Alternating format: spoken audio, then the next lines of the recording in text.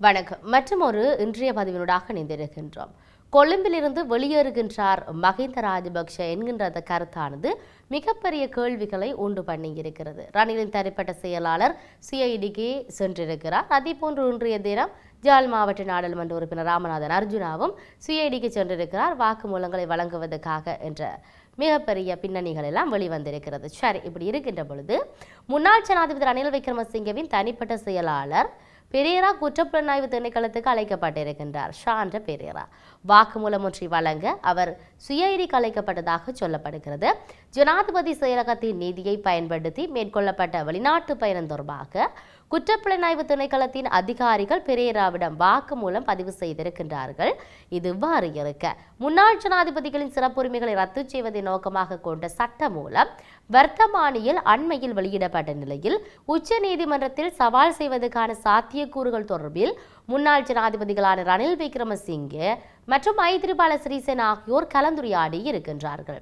கொழும்பில் சந்தித்து அவர்கள் இருவரும் இது குறித்து ஆராய்ந்துள்ளதாக செய்திகள் எல்லாம் வெளியிடப்பட்டிருக்கிறது. கடந்த 1ஆம் தேதி இந்த சட்டமூலம் வர்த்தமானியில் வெளியிடப்பட்டிருந்தது. நீதி மற்றும் தேசிய ஒருங்கிணைப்பு அமைச்சகத்தால் பிரகடனப்படுத்தப்பட்ட இந்த சட்டமூலம் 1986ஆம் ஆண்டு 4ஆம் எண் ஜனாதிபதி சிறப்புரிமை சட்டத்தை ரத்து செய்யும் வகையில் அமைந்துள்ளது. இந்த சட்டமூலத்தின் கீழ் அனைத்து முன்னாள் ஜனாதிபதிகளும் வரி செலுத்துவோரின் செலவில் வழங்கப்படும் உத்தியோகபூர்வ குடியிருப்புகள், செயலக கொடுப்பனவுகள், உத்தியோகபூர்வ போக்குவரத்து வசதிகள் மற்றும் பிற வசதிகளுக்கு தகுதியுடையவர்கள். எனினும் புதிய சட்டமூலம் நிறைவேற்றப்பட்டால் 5 முன்னாள் அரசு தலைவர்களும் மாதத்துக்கு 97,500 ரூபாய் மாதாந்த ஓய்வூதியத்தை தவிர அனைத்து சலுகைகளையும் இழப்பார்கள். உயிரிழந்த முன்னாள் ஜனாதிபதியின் மனைவிக்கு வழங்கப்படுகின்ற ஓய்வூதியங்களும் ரத்து செய்யப்பட உள்ளன. சட்ட சவாலுக்கு முன்னதாக இந்தியா, பாகிஸ்தான், மாலைதீவுகள், பூட்டான் மற்றும் நேபாளம் உள்ளிட்ட பிராந்திய நாடுகளில் முன்னாள் அரசு தலைவர்கள் அனுபவிக்கும் சலுகைகளை மைத்ரி மற்றும் ரணிலை பிரதிநிதித்துவப்படுத்தும் சட்டக்குழு பகுப்பாய்வு செய்து வருகிறது. முன்னாள் ஜனாதிபதிகளுக்கு மற்ற நாடுகளில் வழங்கப்பட்ட சலுகைகள் குறித்து சேகரிக்கப்பட்ட தரவுகள் தொடர்பிலும் முன்னாள் ஜனாதிபதிகளான இருவரும் விவாதித்துள்ளனர். அண்டை நாடான இந்தியாவில் முன்னாள் ஜனாதிபதிகள் மற்றும் பிரதமர்கள் உட்பட்ட முன்னாள் அரசு தலைவர்கள் ஓய்வூதியம், வீடு, சிறப்பு பாதுகாப்பு மற்றும் பிற நெறிமுறைகளுக்கு உரிமை உண்டு. இந்த கலந்துரையாடலில் சட்டத்தரணிகள் குழுவும் பங்கேற்றதாக செய்திகள் எல்லாம் வெளிவந்திருக்கிறது. முன்னாள் ஜனாதிபதிகளின் சலுகைகளை ரத்து செய்ய அமைச்சரவை விடுத்த முடிவை தொடர்ந்து ஜனாதிபதி அனுரகுமார் திசாநாயக்க ஓய்வு பெற்ற உச்ச நீதிமன்ற நீதிபதி KD சித்ரஸ்ரீ தலைமையில் 3 பேர் கொண்ட குழுவை நியமித்திருக்கின்றனர். அரசியலமைப்பு திருத்தம் இல்லாமல் ஜனாதிபதி சலுகைகளில் சாத்தியமான திருத்தங்களை சித்ரஸ்ரீ குழு பரிந்துரைத்திருக்கிறது. கடந்த ஆண்டு தேர்தல் பிரச்சாரங்களின் போது தேசிய மக்கள் சக்தி முன்னாள் ஜனாதிபதிகளின் சலுகைகளை நீக்குவதற்காக உறுதி அளித்திருந்தமை இங்கு குறிப்பிடத்தக்க ஒரு விடயம். முன்னாள் ஜனாதிபதிகளின் உரிமைகளை ஒழிக்கும் சட்டம் மூலம் நிறைவேற்றப்பட்டவுடன் தனது தந்தை முன்னாள் ஜனாதிபதி மஹிந்த ராஜபக்ஷ கொழும்பில் உள்ள தனது உத்தியோகபூர்வ இல்லத்தை விட்டு வெளியேறுவார் என்று ஸ்ரீலங்கா பொதுஜன பெரமுனவின் தேசிய அமைப்பாளர் நாடாளுமன்ற உறுப்பினர் சட்டத்தரணி நாமல் ராஜபக்ஷ இந்த விடயத்தை சொல்லியிருந்தார். இந்த சொத்துக்கள் எதுவும் பலவந்தமாக அபகரிக்கப்படவில்லை என்ற விடயத்தையும் அவர் தெளிவாக கூறியிருக்கிறார். ஜனாதிபதிகள் ஆட்சியில் இருக்கும்போது எடுக்கப்படும் சில முடிவுகள் பின்னர் அவர் பாதுகாப்பு குறித்து கேள்விகளை எழுப்பக்கூடும் என்றும், ஜனாதிபதி அனுரகுமார் திசாநாயக்க எடுக்கும் இந்த முடிவுகள் எதிர்காலத்தில் அவருக்கு ஒரு தடையாக மாறக்கூடும் என்றும் நாமல் ராஜபக்ஷ தெரிவித்திருக்கிறார்.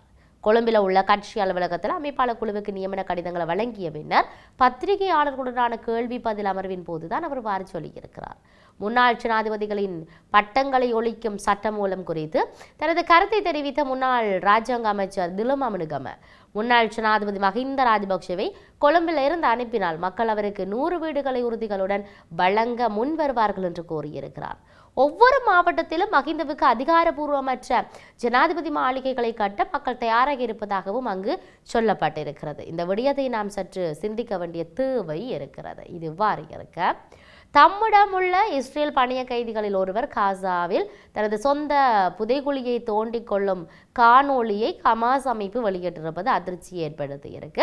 இந்த பணிய கைதியினுடைய பெயர் இப்திதார் டேவிட். இவருக்கு 24 வயது. இவர் ஜேர்மன் மற்றும் இஸ்ரேல் குடியுரிமையை வைத்திருக்கிறார். ஹமாஸ் வெளியிட்ட அந்த காணொளியில் சுரங்கப்பாதை ஒன்றில் டேவிட் மண்வெட்டியுடன் இருக்கிறார்.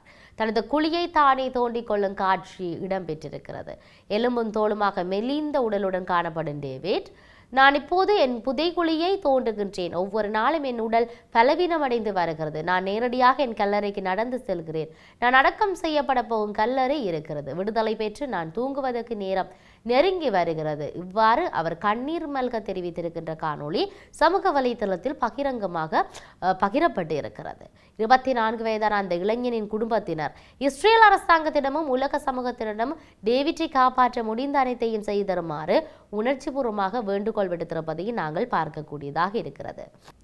இவ்வாறு இஸ்ரேல் அரசாங்கத்திடம் மண்டியிடுகின்ற நிலைப்பாடு இருக்கிறது. இது இவ்வாறு இச்சம்பவங்களை பார்க்கின்ற பொழுது யுத்தம் இடம்பெற்று இத்தனை ஆண்டுகளை தாண்டியும் காணாமலாக்கப்பட்டோர் தங்களுடைய குழந்தைகளை தேடி நாளுக்கு நாள் தங்களுடைய போராட்டங்களையும் ஆர்ப்பாட்டங்களையும் தொடர்ச்சியாக மேற்கொண்டு கொண்டு வருகின்றார்கள். அழுத்தம் கொடுத்து கொண்டு இருக்கின்றார்கள்.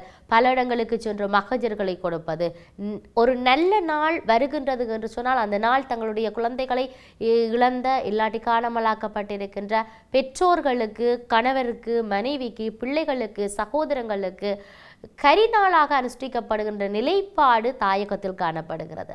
பல காலமாக பல ஆண்டுகளாக தங்களுடைய குழந்தைகளை பெற்று தாருங்கள், என்னுடைய குழந்தைகள் எங்கே இருக்கு என்பதை சொல்லுங்கள் என்று சொல்லி தொடர்ச்சியாக போராட்டங்களை நடாத்தி வந்தவர்கள், தொடர்ச்சியாக மகஜர்கள் அறிக்கைகளை வெளியிட்டவர்கள் இன்றும் அதே போராட்டத்தை முன்னெடுத்திருப்பதை நாங்கள் அவதானிக்கக்கூடியதாக இருக்கிறது. தற்பொழுது செம்மணி பகுதி சார்ந்து பல நகர்வுகள் வெளிவருகிறது. காணாமல் ஆக்கப்பட்டோர் சார்ந்து வருகின்ற பொழுது இவர்களுடைய உறவுகளாக இருக்குமா? அந்த காலப்பகுதியில் காணாமலாக்கப்பட்டோருடைய நகர்வுகள் இப்பொழுது வெளிவந்து கொண்டிருக்கிறது. இதிலும் குறிப்பாக சொல்ல போனால் இன்றைய தினம் ஸ்கேன் கருவியினூடாக ஸ்கேன் பண்ணுகின்ற அந்த செயற்திட்டமானது முன்னெடுக்கப்பட்டிருக்கிறது. ஸ்கேன் நடவடிக்கைகள் தற்பொழுது நடைபெற்றுக் கொண்டிருப்பதை நாங்கள் அவதானிக்கக்கூடியதாக இருக்கிறது. இதையும் தாண்டி இன்றைய தினம் அந்த இடத்துக்கு மனித உரிமை ஆணையாளர்கள் சென்றிருக்கின்றார்கள். 3 பேரும் பல கருத்துக்களை முன்வைத்திருக்கின்றார்கள். நாளைய தினம் செம்மணியில அகழ்ந்தெடுக்கப்பட்ட பல சான்று பொருட்கள், உதாரணமாக சொல்லப்போனால் உடைகள், பொம்மைகள், சிறுவர்களுடைய சான்று பொருட்கள், இதையும் விட அங்கு அகழ்ந்தெடுக்கப்பட்ட பல சான்று பொருட்கள் நாளை நாளில் காட்சிப்படுத்தப்பட இருக்கிறது. அதை அடையாளம் காண்பதற்காக இவ்வாறு பல சம்பவங்கள் பதிவாகி கொண்டிருக்கிறது. செம்மணியினுடைய நகர்வு சார்ந்து செம்மணியிலிருந்து வெளிவருகின்ற ஒவ்வொரு விடயங்களும் தற்பொழுது இருக்கக்கூடிய பல தரப்பினருக்கு, அரசியல்வாதிகளுக்கு, பல ஆட்சியில் இருந்த அரசியல்வாதிகளுக்கும் சற்று நடுக்கத்தையும் பயத்தையும் கொடுக்கின்ற ஒரு சூழ்நிலை இருக்கிறது. ஆனால் ஏதோ ஒரு வகையில் இந்த செம்மணியினுடைய விவகாரம் சரியான ஒரு நியாயமான தீர்ப்பு வழங்கப்பட வேண்டும், குற்றவாளிகள் தண்டிக்கப்பட வேண்டும் என்கின்ற நிலைப்பாட்டோடு நகர்ந்து கொண்டு செல்கின்றது. இதிலும் குறிப்பாக தமிழ் மக்கள் பிரதிநிதிகள் பலர் பல கருத்துக்களை முன்வைக்கின்றார்கள். ஆகவே நாங்கள் பொறுத்திருந்து பார்க்க வேண்டிய தேவை இருக்கிறது. செம்மணியுடைய நகர்வு எப்படி செல்ல போகின்றது? இப்பொழுது இந்த ஓய்வூதிய இழப்பு சார்ந்து வர்த்தமானி பிரகடனம் அது எவ்வாறு இருக்க போகின்றது? மஹிந்தனுடைய நிலைப்பாடு எவ்வாறு இருக்க போகிறது? ரணில் மைத்திரியினுடைய நிலை எப்படி இருக்க போகிறது? காரணம், முன்னாள் ஜனாதிபதிகளுக்கான அந்த சலுகைகள் ரத்து செய்யப்பட போகின்றது. அதனுடைய பல நகர்வுகள் வெளிவந்து கொண்டிருக்கிறது. ரகசிய சந்திப்புகள், ரகசிய சந்திப்புகள், ரகசியமான கலந்துரையாடல்கள் என்பது இடம்பெற்றுக் கொண்டிருக்கிறது. ஆகவே நாங்கள் பொறுத்திருந்து பார்ப்போம் இதனுடைய நகர்வுகள் எப்படி போகிறது என்பதை மற்றொரு பதிவினூடாக சந்திப்போம். வணக்கம்.